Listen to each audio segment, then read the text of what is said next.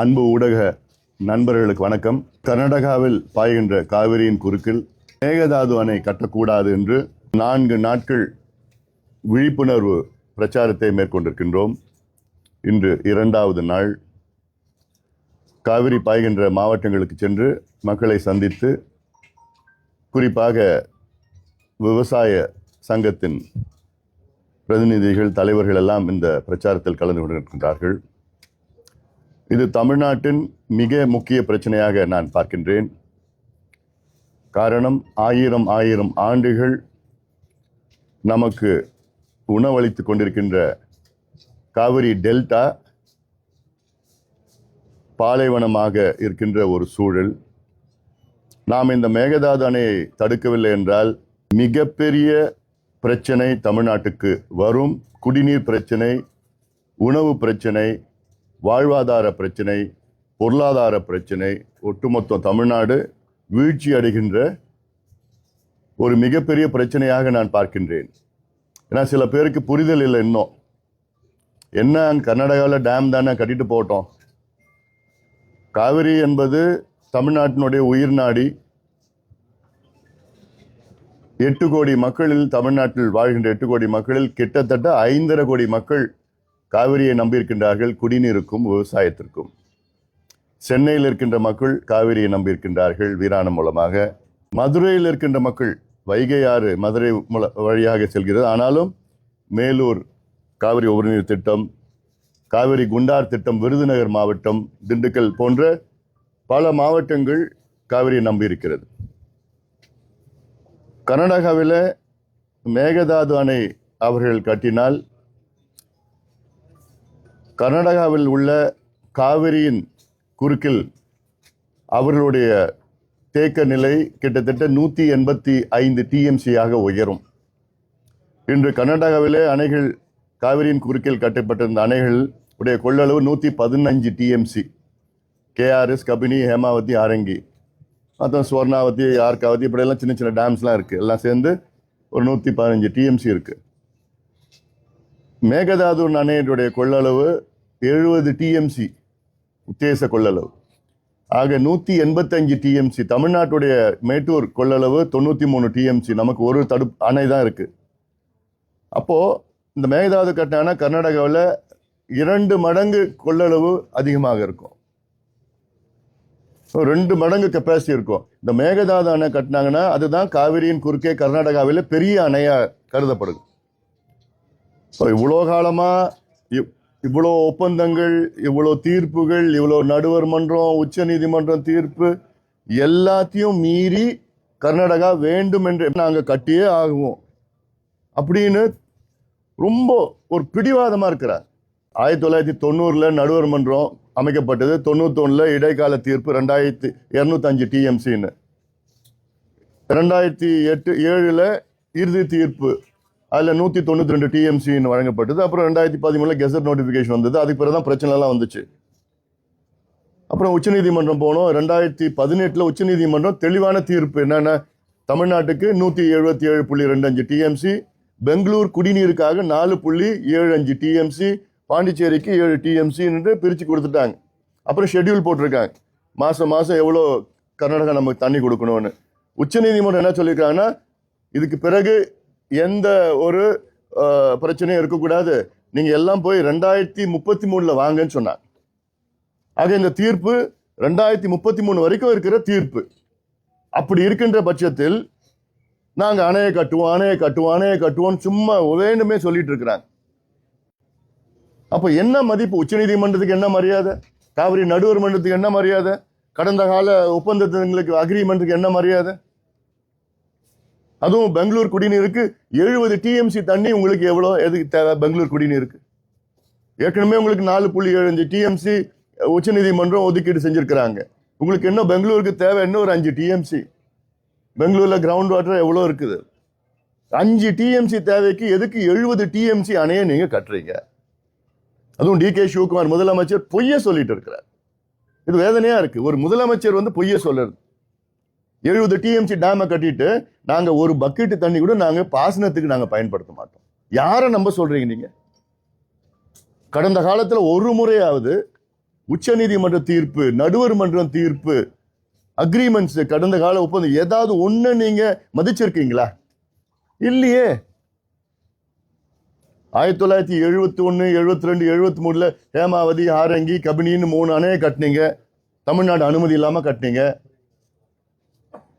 அப்போ இப்போ மறுபடியும் அதே நிலைப்பாடு தான். இப்போ நான் ஒரு உதாரணம் நான் சொல்றேன். ஏன் கர்நாடகா நம்ப முடியாதுன்னா, 1974 கர்நாடகாவில் காவிரியின் பாசனம், காவிரி ஆறின் பாசனம் மூலமாக அவர்களுடைய விவசாய நிலம் பரப்பு பார்த்தீங்கன்னா 6.7 லட்சம் ஏக்கர் 74. இது 90ல் இது 74, 90ல் இது 12 லட்சம் ஏக்கராக உயர்ந்திருக்கிறது. 2006ல் இது 18 லட்சம் ஏக்கராக உயர்ந்திருக்கிறது. 2016ல் இது 21 லட்சம் ஏக்கராக உயர்ந்திருக்கிறது. அதே போன்று தமிழ்நாட்டினுடைய நிலை 1974 தமிழ்நாட்டினுடைய பாசனம், காவிரி மூலமாக பாசனம் 29 லட்சம் ஏக்கர். இன்னைக்கு தமிழ்நாட்டினுடைய நிலை 20 லட்சம் ஏக்கர். 9 லட்சம் தமிழ்நாட்டில் குறைஞ்சிருக்கு. கர்நாடகாவில் கிட்டத்தட்ட 15 லட்சம் அதிகமாக இருக்கு இந்த 50 ஆண்டுகள்ல. அப்போ இந்த மேகதாது அணையை நிச்சயமா பாசனத்துக்கு இவ்வளோ பெரிய அணையை கட்டி பாசனத்துக்கு வேற தவிர வேற எதுக்கு குடிநீர் இருக்குன்னு அது ஏமாற்று வேலை. அது நம்ப முடியாது. யாரை நம்ப சொல்றீங்க? அப்போ இந்த மேகதாது அணை கட்டிட்டாங்கன்னா கர்நாடகாவினுடைய பாசனம் 30 லட்சமா இருக்கும், தமிழ்நாட்டுடைய பாசனம் குறைஞ்சு இன்னொரு 10 லட்சமா தான் இருக்கும். தண்ணி வராது. இப்போ இன்னைக்கு ஒரு பர்ஃபெக்ட் எக்ஸாம்பிள். இன்னைக்கு நம்ம ஜூலை 2ஆம் தேதி 2026. இன்னைக்கு காவிரியில தண்ணி வெள்ளம் போயிட்டு இருக்கணும்.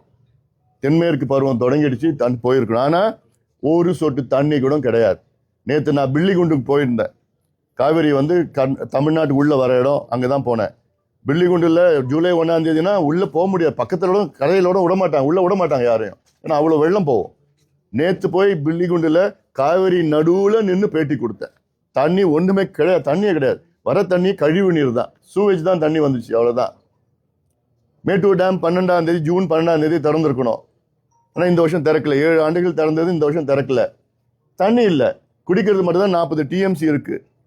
அப்போ இப்படி இருக்கிற சூழல்ல இன்னொரு டேம் கட்டினாங்கன்னா நமக்கு அவ்வளவுதான், முடிஞ்சு போச்சு. நம்மளோட வாழ்வாதாரம், உணவு, பொருளாதாரம் எதுவுமே எல்லாமே போயிடும். இப்போ இங்க சேலம் எடுத்துங்க, சேலம் மாவட்டம் எடுத்துங்க. சேலம் மாவட்டம் மிகப்பெரிய பாதிப்பு. சேலம் மாவட்டம் மக்களுக்கு காவிரினா ஒட்டுமொத்தம் இங்க இருக்கின்ற அத்தனை நகரங்களுக்கும் நீர் கொடுக்கிறது. இப்போ சேலம் மாநகரத்துக்கு காவிரி தண்ணி தான் குடிச்சிட்டு இருக்கிறாங்க. நாளைக்கு காவிரி தண்ணி இல்லைன்னா குடிக்கிறது அங்கே போவீங்க. மேட்டூர் உபரி நீர் திட்டம், அந்த திட்டத்துக்காக எத்தனையோ போராட்டம் பண்ணிட்டு இருக்கிறோம். கடந்த ஆட்சி காலத்தில் எடப்பாடி பழனிசாமி அவர்கள் அதில் ஒரு 550 கோடி ரூபாயில 100 ஏரிகளில் அந்த உபரி நீர் தண்ணி கொண்டு வரும். தண்ணி வரலாம், அந்த உபரி நீர் திட்டம் நின்று போயிடும். அந்த உபரி நீர் திட்டம் அந்த தலைவாசல் வரைக்கும் போகணும். அந்த திட்டம் அதான் அந்த முழுமையான திட்டம். அது ஒட்டுமொத்தம் இந்த சேலம் மாவட்டம், எத்தனை மாவட்டங்கள் பாதிக்கப்படும். நமக்கு உணவு பாதுகாப்பு வராது, ஃபுட் செக்யூரிட்டி நிச்சயமா இருக்க போறது கிடையாது. ஏன்னா டெல்டால மட்டும் கிடையாது, இந்த காவிரினால 60% நமக்கு நெல் உற்பத்தி செய்வது காவிரி. 60% தமிழ்நாட்டுடைய நெல் உற்பத்தியில், அதில் 30% டெல்டாவில் மட்டும். இப்படி இருக்கிற சூழல்ல அது அவங்க பண்றாங்க. அது மட்டும் இல்ல, அந்த மேகதாது அணை கட்டினாங்கன்னா 12,500 ஏக்கர் காடுகளை அழிச்சு தான் அந்த அணையை கட்ட முடியும். அந்த தண்ணியை தேக்கி வைக்க முடியும். அந்த காடுகள்லாம் 1000 ஆண்டுகள் பழமையான காடுகள், ரெயின் ஃபாரஸ்ட். 300-400 ஆண்டுகளாக இருக்கின்ற மரங்கள், புலிகள் சரணாலயம், அவ்வளோ புலிகள் இருக்கு, அதுல அவ்வளோ யானைகள் இருக்கு, கரடிகள் இருக்கு, அரிய வகையான விலங்குகள் இருக்கு, 4 கொம்பு மான்கு, இப்படிலாம் எவ்வளவு ஏகப்பட்டது இருக்கு. எல்லாமே அழிஞ்சிடும். அப்போ இப்படி இருக்கிற சூழல்ல அவசியமே இல்லாத டேம் அவசியமே கிடையாது. ஆனா நாங்கள் கட்டுவோம் பிடிவாதமா கடந்த காலத்துல செஞ்சதுதான் இப்ப மறுபடியும் செஞ்சுட்டு இருக்கிறாங்க. நம்ம கடைமடை மாநிலம், அவங்க முதல் மடை மாநிலம். அக்ரிமெண்ட் படி என்ன, முதல் மடை மாநிலத்துல எந்த கட்டுமானங்கள் இருந்தாலும் கடைமடை மாநிலத்துல அனுமதி இல்லாம கட்டக்கூடாது. இதான் இயற்கை நீதி. எல்லா சட்டம், விதிகள், அக்ரிமெண்ட் எல்லாமே உலக அளவில் இதான் நடக்குது. ஆனா கர்நாடகாவில் தலைகீழா நடக்குது. நாங்கள் கட்டுவோம், நாங்கள் ஏதோ பண்ணுவோம். மத்திய அரசும் டிபிஆர் முதல்ல தடை பண்ணாங்க மத்திய அரசு டிபிஆரில். அப்புறம் இவங்க உச்சநீதிமன்றம் போனாங்க. மத்திய அரசு சொன்ன காரணம் என்ன தெரியுமா? எனக்கு 2015 அன்று நீர்வளத்துறை அமைச்சர் உமா பாரதி அவர்கள் எனக்கு எழுதிய கடிதம். போய் அந்த அம்மா பார்த்தேன், சொன்னேன் பிரச்சனை சொன்னப்போ எனக்கு கடிதம் எழுதியிருக்கேன், என்கிட்ட இருக்க கடிதம். அந்த கடிதம் மூலயமா என்ன சொல்லியிருக்கிறாங்கன்னா, டிபிஆருக்கு கூட தமிழ்நாட்டினுடைய அனுமதி இல்லாம கர்நாடகாவில் டிபிஆர் அவங்க செயல்படுத்த முடியாது. விரிவான திட்ட அறிக்கையை அதுக்கும் தமிழ்நாடு அனுமதி, கடைமடை மாநிலம் தமிழ்நாடு அனுமதி இல்லாம பண்ணக்கூடாது. லெட்டர் என்கிட்ட இருக்கு, கடிதம் இருக்கு என்கிட்ட. இப்படி இருக்கிற பட்சத்துல அது உச்சநீதிமன்றம் போனாங்க. உச்சநீதிமன்றம் என்ன நம்ம சரியான முறையில் வாதாடல. நல்ல வாதாடி இருந்தா நிச்சயமா நல்ல அட்வொகேட்ஸ் வச்சிருந்தா இதெல்லாம் எடுத்து சொல்லியிருந்தோம்னா நிச்சயமா உச்சநீதிமன்றம் தமிழ்நாடு அனுமதி எல்லாம் பண்ணக்கூடாது. ஆனா அதே உச்சநீதிமன்றம் என்ன சொல்லியிருக்காங்க இந்த தீர்ப்புல, இது டேம் கட்டுறதுக்கு அனுமதி கிடையாது, இது டிபிஆருக்கு மட்டும்தான். அதுக்கப்புறம் நிறைய ப்ராசஸ் இருக்கு. இது என்வாயர்மெண்டல் டிசாஸ்டர், ஈகாலஜிக்கல் டிசாஸ்டர். இது 12,500 ஏக்கர் காட்டு அழிச்சிட்டு ஒரு டேம் கட்டுறது. அதனால இது ஒரு பொழுதும் விடக்கூடாது. இதுல சட்ட ரீதியா அரசியல் ரீதியா எல்லாம் அணுகணும். இது அதுக்காக தான் நான் இந்த விழிப்புணர்வு பிரச்சாரத்தை மேற்கொண்டு. இது அரசியலோ அதுக்கு எதுவும் கிடையாது இல்லை. ஏன்னா இதுக்கு நிறைய பேருக்கு இது பிரச்சனை என்னன்னு தெரியல, இதுக்கு புரிதல் இல்லை. என் கர்நாடகாவில் தானே டேம் கட்டினா, கடல்ல போற தண்ணி டேம் கட்டினா என்னன்னு அப்படிலாம் பேசிட்டு இருக்கிற நேரத்தில் அவங்க கட்டிட்டாங்கன்னா நம்ம முடிஞ்சு போச்சு, பாலைவனம் ஆயிடும், குடிநீர் பற்றாக்குறையாகும். நேற்று கூட ஒரு கடுமையான வார்த்தை பேசணும் பிரச்சாரத்தில், ஈகோசைட் ஜெனோசைட். இப்போ ஜெனோசைட்னா என்ன? இனப்படுகொலை. இங்கே தமிழர்கள் வாழ்ந்து கொண்டு இருக்கிறோம். இலங்கையில் குண்டு போட்டு தான் அங்கே இனப்படுகொலை செஞ்சாங்க. இங்கே தண்ணியை நிறுத்தி இனப்படுகொலை செய்கின்ற ஒரு சூழல்.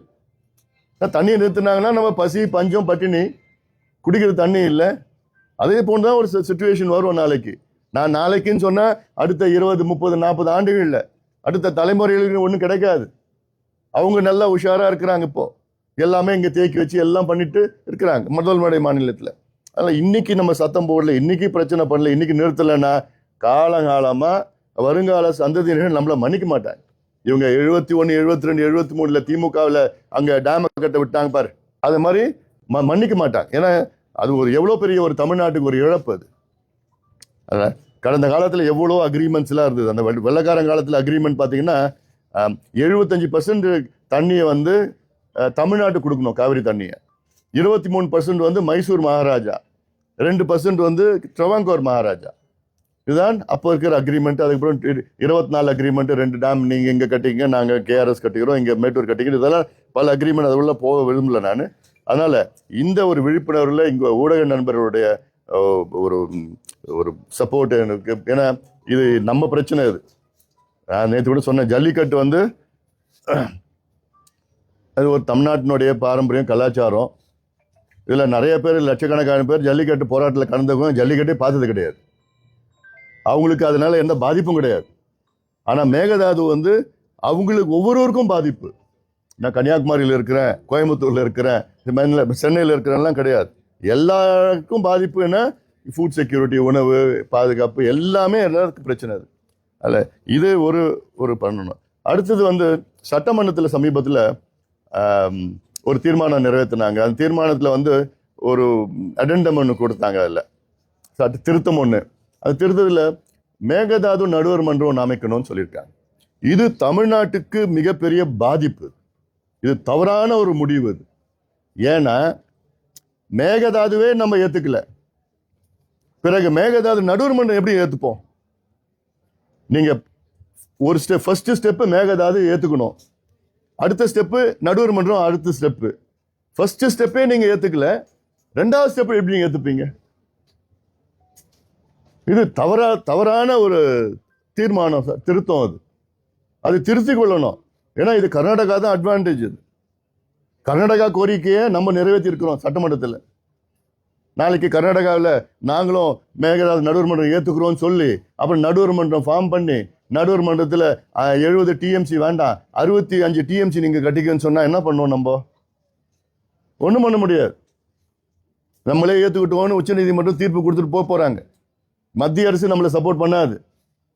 மத்தியில் இருக்கிறது தேசிய கட்சிகள், கர்நாடகாவில் ஆளுகின்ற தேசிய கட்சிகள், தமிழ்நாட்டு ஆளுகின்ற மாநில கட்சிகள். ஆனால் தேசிய கட்சிகள் யாரை சப்போர்ட் பண்ணுவாங்க? கர்நாடகாவில் இருக்கிற தேசிய கட்சிகள் தான் சப்போர்ட் பண்ணுவாங்க. அது காங்கிரஸ் இருந்தாலும் சரி, பிஜேபி இருந்தாலும் சரி, கர்நாடகா தான் சப்போர்ட் பண்ணுவாங்க. தமிழ்நாடு யாரும் சப்போர்ட் பண்ண போகிறது கிடையாது. நமக்கு ஒரே சட்டம் தான். உச்ச நீதிமன்றம், நடுவர் மன்றம், கிரீன் ட்ரிபியூனல், பசுமை தீர்ப்பாயம், இதெல்லாம் போயிட்டு பல வழக்குகளை போட்டு அடுத்த 50 ஆண்டு காலம் தள்ளி போட்டுட்டே இருக்கணும். அதுதான் நமக்கு இது. ஏன்னா டைரக்டா நமக்கு ஒரு தீர்வு ஆக்சுவலி சுப்ரீம் கோர்ட் கொடுத்துருக்குறாங்க. 2033 வரைக்கும் இது கொண்டு வரக்கூடாதுன்னு சொல்லியும் அதே சுப்ரீம் கோர்ட் வந்து இப்போ என்ன சொல்றாங்க, நீங்க டிபிஆர் தயார் பண்ணுங்க. அப்போ இது முரணான கருத்து. இது 33 வரைக்கும் தீர்ப்பு கொடுத்துட்டாங்க. மறுபடியும் சுப்ரீம் கோர்ட்ல இல்ல டிபிஆர் தயார் பண்ண என்ன அது? அப்போ இதெல்லாம் நிறைய இஷ்யூஸ் இருக்குது. அதில் அதே போன்ற மரியாதைக்குரிய திரு ராகுல் காந்தி அவர்கள் அந்தமான் தீவில் வந்து கிரேட் நிக்கோபார் ப்ராஜெக்ட்னு மத்திய அரசு அந்த திட்டத்தை கொண்டு வர திட்டமிட்டு இருக்கிறாங்க. அது வந்து strategical project, economic project, defence project, அது எல்லாமே அந்த மாதிரி ஒரு ப்ராஜெக்ட். அது அதில் என்னன்னா அந்த கிரேட் நிக்கோபார் ஐலண்டில் வந்து அது ஒரு பகுதியான ஒரு காடுகளை அழித்து அந்த திட்டத்தை கொண்டு வரது ஒரு சின்ன பகுதியில். அதை வந்து ராகுல் காந்தி எதிர்க்கிறார். ஏன்னா சுற்றுச்சூழல் அங்கே பாதிக்கப்படும் அப்படின்னு சொல்லி எதிர்க்கிறாரு. அதை அவர் கருத்தை நான் மதிக்கிறேன், அது அவர் கருத்தை நான் ஏற்றுக்கிறேன். ஏன்னா நானும் வந்து ஒரு என்வாயன்மெண்டலிஸ்ட் தான், நிச்சயமாக ஏற்றுக்கிறேன். எங்கே காடு அழிச்சாலும் அது தவறு. அதே ராகுல் காந்தி அவர்கள் மேகதாது அணை கட்டினாங்கன்னா 12,500 ஏக்கர் காட்டு அழிப்பாங்க. அந்த திட்டத்தை ராகுல் காந்தி அவர்கள் எதிர்க்கணும். கர்நாடகா முதலமைச்சர் DK சிவகுமார் அவர்கிட்ட சொல்லி இந்த திட்டம் வேண்டாம், இது வந்து சுற்றுச்சூழல் பாதிக்கப்படும், வனவிலங்குகள் பாதிக்கப்படும், எக்கனாமி, பயோடைவர்சிட்டி, என்வாயர்மெண்ட் எல்லாம் பாதிக்கப்படும், அதெல்லாம் திட்டத்தை கொண்டு வராதிங்கன்னு அதே ராகுல் காந்தி அவர்கள் சொல்லணும். ஏன்னா அங்க ஒரு நிலைப்பாடு, இங்க ஒரு நிலைப்பாடு எடுக்கக்கூடாது. என்வாயர்மெண்ட் அங்கேயும் ஒண்ணுதான், இங்கேயும் ஒண்ணுதான், ரெண்டும் இந்தியாவில் தான் இருக்கு. இன்னைக்கு எல் நினோ எஃபெக்ட்னு சொல்றாங்க, சூப்பர் எல் நினோ எஃபெக்ட் சொல்றாங்க. நம்ம காடுகள்லாம் அடிச்சுக்கிட்டு அதுக்கப்புறம் நம்ம தண்ணி மழை கூட வரப்போறது இல்லை. பிற்காலத்தில் குளோபல் வார்மிங், கிளைமேட் சேஞ்ச் இப்போ பிற்காலத்தில் இப்பயே நடந்துட்டு இருக்குது. அதனால இதெல்லாம் நம்ம முன்னெச்சரிக்கை நடவடிக்கை எடுக்கணும், ஒரே அணியில் இருக்கணும், மக்களுக்கு இது தெரியப்படுத்தணும், ஒரு விழிப்புணர்வு ஏற்படுத்தணும்னு சொல்லிட்டு தான் இப்போ இந்த நடைப்பயணத்தை நம்ம மேற்கொண்டு இருக்கிறோம்.